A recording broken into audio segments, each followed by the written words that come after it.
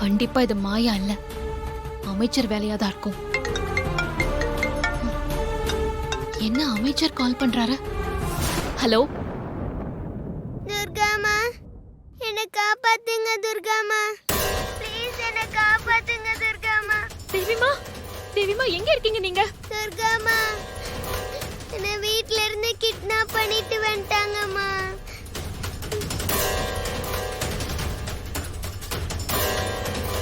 என்ன கட்டி போட்டு வச்சிருக்காங்க துர்காமா. எனக்கு ரொம்ப பயமா இருக்கு துர்காமா. சீக்கிரமா வந்து இவங்க கூட ஃபைட் பண்ணி என்ன காப்பாத்திட்டு கூட்டிட்டு போங்க.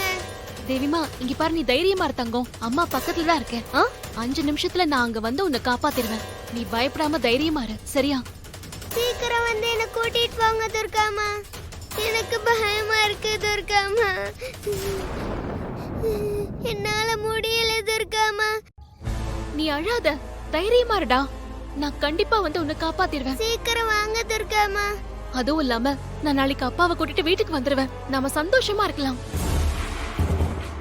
ஏய் துர்கா, இதுக்கு முன்னால 2 தடவை என்ன ஏமாத்துற மாதிரி இந்த தடவை உன்னால என்ன ஏமாத்த முடியாது. இத பாரு, குழந்தைக்கு ஏதாவது ஆச்சு நான் உன்னை சும்மா விட மாட்டேன். அது உன் கையில தான் இருக்கு.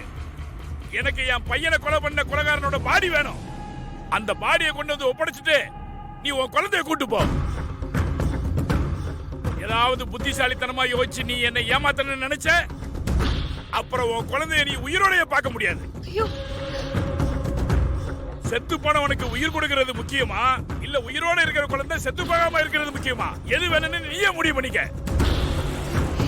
ஏய்,